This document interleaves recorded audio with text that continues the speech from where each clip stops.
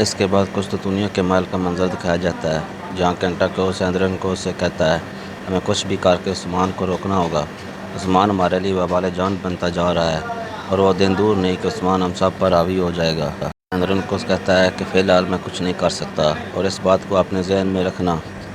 اس کے بعد کینٹاکوس کہتا ہے کہ اس طریقے سے روم کی سلطنت نہیں بچائی جا سکتی کہ ہم ہاتھ پر ہاتھ رکھے بیٹھے رہیں اور عثمان سے ڈرتے رہیں اور اس کا جو چیز جی چاہے وہ کرتے رہے۔ وہ کہتا ہے کہ پاپا اعظم ہماری مدد کے لیے تیار ہے، ہم قیطلق کی مدد کے ساتھ عثمان پر حملہ کر کے اسے ختم کر سکتے ہیں۔ اندرونیکوس جواباً کہتا ہے کہ صرف بیوقوف ہی اس بات پر یقین کر سکتے ہیں۔ کیا تم نے ماضی سے کچھ نہیں سیکھا کہ تم قیطلق پر بھروسہ کر سکتے ہو؟ قیطلق اور ہمارے دشمنوں میں کوئی فرق نہیں۔ اندرونیکوس کہتا ہے کہ تم عثمان سے معاہدہ کر سکتے ہو لیکن قیطلق سے نہیں کر سکتے، میری یہ بات یاد رکھنا اندر۔ کینٹاکوس کہتا ہے کہ ہم نے اگر قیطلق کے ساتھ نہیں ملایا تو عثمان ایک دن ہم سب پر چڑھ جائے گا۔ شہنشاہ غصے میں آ جاتا ہے اور کہتا ہے، کیا میں تمہیں ایک بزدل دکھائی دیتا ہوں؟ کینٹاکوس جواب دیتا ہے کہ بالکل بھی نہیں، میں تو بس یہ بتانا چاہ رہا ہوں کہ اگر ہم نے دشمن کو صحیح وقت پر نہیں مارا تو وہ ایک دن ہم پر حملہ کرے گا اور ہم سے ہماری ساری طاقت چھین لے گا۔ اندرونیکوس پوچھتا ہے، کہیں تم میرا ساتھ چھوڑنے تو نہیں والے؟ کینٹاکوس کہتا ہے کہ ہرگز نہیں، میں مرتے دم تک آپ کے ساتھ ہوں۔ دوسری طرف عثمان صاحب جرگے میں موجود سرداروں سے بات چیت کر رہے ہوتے ہیں۔ عثمان صاحب سرداروں سے کہتے ہیں کہ اگر کافروں کو پتہ چل جائے کہ ہم میں کتنی قوت اور طاقت موجود ہے تو تمام تر کافر اکٹھا ہو کر ہم پر حملہ کر دیں گے، لہٰذا ہمارے لیے یہ ضروری ہے کہ ہم اونچی اونچی دیواریں بنائیں جس کی وجہ سے ہمارا یہ رہنے کا علاقہ یعنی کہ شہر مزید محفوظ ہو جائے۔ عثمان صاحب کہتے ہیں کہ دیوار بنانے کی یہ ذمہ داری میں اورحان غازی یعنی کہ اپنے بیٹے اورحان کو سونپتا ہوں، اور اورحان سے کہتے ہیں، اب یہ تمہاری آزمائش ہے کہ جو کچھ تم نے سیکھا ہے وہ اب ہمیں کر کے دکھاؤ۔ دیواریں بنانے کے ساتھ ساتھ قرقچیسار قلعے کی ذمہ داری بھی اب تمہاری ہے اورحان، اور اب تمہیں یہ ثابت کرنا ہوگا کہ کیا تم اس چیز کے اہل بھی ہو یا نہیں۔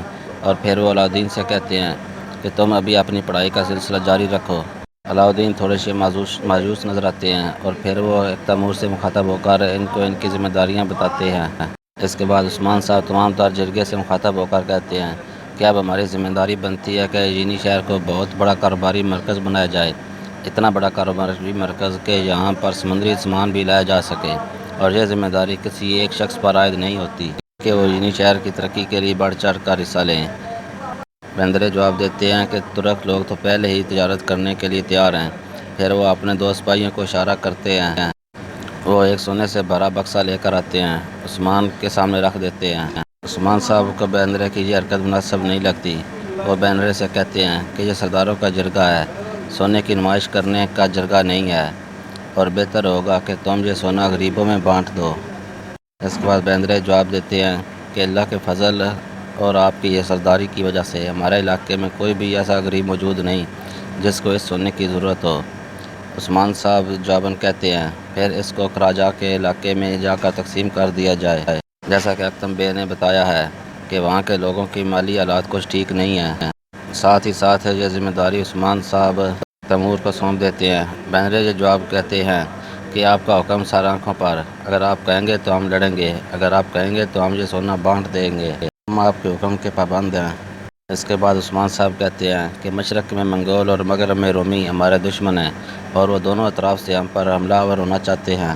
اور ساتھ ساتھ عثمان صاحب یہ بھی سمجھاتے ہیں کہ اس بات سے گھبرانے کی ضرورت نہیں کہ وہ لوگ تعداد میں کتنے ہیں، ہمیں تو اس بات پر اللہ کا شکر ادا کرنا چاہیے کہ ہم اس درخت کی مانند ہیں جس کی جڑیں پھیلتی چلی جا رہی ہیں، اور غریب معصوم اور لاچار لوگ اس درخت کے تلے سائے میں ہیں، اور بھلا کافروں اور ظالموں کو اس درخت سے تکلیف کیوں نہ ہوگی جو درخت سب کے لیے بھلائی کا کام کر رہا ہے۔ اللہ نے یہ ہمیں ذمہ داری دی ہے کہ اس سرزمین پر موجود معصوم اور بے بچار و مددگار لوگوں کی مدد کی جائے، لیکن کافروں کے یہ بات ہضم نہیں ہوتی۔ یہاں پر موجود ہر ایک شخص کو ایک بات ذہن میں رکھنی ہوگی کہ اس کو اپنے کاروبار کو بڑھانے اور اپنے پیسے کو بڑھانے کے بارے میں نہیں سوچنا ہوگا، بلکہ اپنی فتوحات کو اور دین اسلام کو بڑھانے کے بارے میں سوچنا ہوگا، اور ہم اپنے اس مقصد سے کبھی بھی پیچھے نہیں ہٹیں گے، کیونکہ اگر ہم رکتے ہیں یا اس مقصد سے پیچھے ہٹتے ہیں تو ظالم ہمیں ختم کر دیں گے۔ ہمیں اللہ کی رسی کو مضبوطی سے تھامے رکھنا ہوگا۔ بندرے کہتے ہیں کہ اللہ نہ کرے ہمیں یہ دن کبھی دیکھنا ہو ابھی یہ بات چیت جاری ہوتی ہے کہ اتنے میں ساتھوں کی اجازت لے کر عثمان صاحب کی خدمت میں حاضر ہو جاتے ہیں اور عثمان صاحب سے اور تمام جرگے کو سلام کہتے ہیں اور عثمان صاحب کو ایک تحریر دے دیتے ہیں۔ عثمان صاحب جب اسے پڑھتے ہیں تو اس میں لکھا ہوتا ہے کہ وہ لوگ باہر نکلنے والے ہیں اور ہم منتظر ہیں کہ آپ ہمیں کیا حکم دیتے ہیں۔ عثمان صاحب یہ پڑھتے ہی وہاں موجود تمام تر سرداروں کو کہتے ہیں کہ آج کا جرگہ ختم ہوا، اب آپ لوگ جا سکتے ہیں۔ باہر نکلتے ہی بندر اکتم سے پوچھتے ہیں کہ کیا آپ کو لگتا ہے کہ عثمان صاحب کو ایسی کون سی خبر موصول ہوئی ہے کہ انہوں نے جرگہ ختم کر دیا؟ اکتم جواباً کہتا ہے کہ سردار کیا اور کیوں کرتے ہیں یہ بات تو صرف وہی جانتے ہیں، تم جتنا مرضی اپنا دماغ لڑا لو تم اس بات تک کبھی نہیں پہنچ سکو گے انہوں نے جرگہ کیوں ختم کیا۔ بیندرے یہ جواب کہتے ہیں کہ آپ درست ہی کہہ رہے ہوں گے۔ پھر سرداری کمرے کا منظر دکھایا جاتا ہے جہاں کچھ سپاہی عثمان صاحب کے ساتھ موجود ہوتے ہیں۔ عثمان صاحب انہیں بتاتے ہیں کہ یہ پیغام کوہ نور علم کی طرف سے آیا ہے، وہ لوگ جو روم کے بادشاہ کو اٹھانا چاہتے ہیں یا مار دینا چاہتے ہیں ان لوگوں کا پتہ چل چکا ہے اور وہ کل اپنی بلوں سے باہر آ جائیں گے۔ روم کے بادشاہ کا زندہ رہنا ہمارے لیے ہمارے معاملات کو مزید آسان کرے گا، اس کی جان کو خطرہ نہیں ہونا چاہیے، تم سب کو سنتونیا جانے کے لیے تیار ہو جائے۔ دوسری طرف کئی قبیلے کی سردار خواتین علاؤدین اور ران کو دکھایا جاتا ہے۔ علاؤدین اور ران سے پوچھا جاتا ہے کہ بتاؤ کہ تم لوگوں کو کیا کیا ذمہ داریاں دی گئی ہیں۔ ران بے خاموش ہوتا ہے کیونکہ علاؤدین کو کسی قسم کی کوئی ذمہ داری نہیں دی گئی ہوتی۔ علاؤدین خود بتاتا ہے کہ ران بے کو کراچا چسار قلعے کی ذمہ داری سونپ دی گئی ہے۔ یہ خبر سنتے ہی ملن خاتون بہت خوش ہوتی ہیں اور وہ اپنے بیٹے پر فخر کرتی ہیں۔ اس کے بعد بالا خاتون علاؤدین سے پوچھتی ہیں کہ آپ کو کیا ذمہ داری دی گئی ہے؟ علاؤدین کہتا ہے کہ مجھے کوئی ذمہ داری نہیں دی گئی۔ نہ بات سن کر وہاں موجود تمام تر لوگ پریشان ہو جاتے ہیں اور ران بے بتاتا ہے کہ نہیں، ہرگز ایسا نہیں، تمہاری ذمہ داری یہ لگایا گیا ہے کہ تم مزید پڑھو اور اگر تم پڑھو گے تو ہمارے قبیلے کی بنیادیں مضبوط ہوں گی کیونکہ تمہاری وجہ سے بہت سے لوگ علم حاصل کر پائیں گے کہ تم پڑھو گے اور عالم بنو گے۔ دوسری طرف سپاہی ایک جگہ پر موجود ہوتے ہیں۔ ترگا طلب کہتا ہے کہ تم لوگوں کو معلوم ہے کہ ہم دشمن کے دل میں جانے والے ہیں، یعنی کہ نہایت خطرناک جگہ پر، لہذا اپنے ہتھیار مکمل کر لو۔ اوتن جواب دیتے ہوئے کہتے ہیں کہ فکر نہ کریں آپ، ہم دشمن کے دل پر بھی جائیں گے اور اس کے دل کو چیر بھی دیں گے۔ ترگت کہتے ہیں کہ کیوں نہیں۔ پھر وہاں موجود تمام تر سپاہی جانے لگتے ہیں۔ اتنے میں وہاں کچھ خواتین کھانا لے کر آتی ہیں۔ ایک خاتون جس کا نام الگن خاتون ہوتا ہے وہ زہر گتائی کے لیے کھانا لے کر آتی ہے لیکن زہر گتائی کھانا لینے سے انکار کر دیتا ہے۔ پھر اس خاتون کے اصرار کرنے پر زہر گتائی کھانا رکھ لیتا ہے۔ دوسری طرف عثمان صاحب اور بالا خاتون موجود ہوتے ہیں۔ بالا خاتون عثمان صاحب کو فوجی لباس پہنانے میں مدد کر رہی ہوتی ہیں۔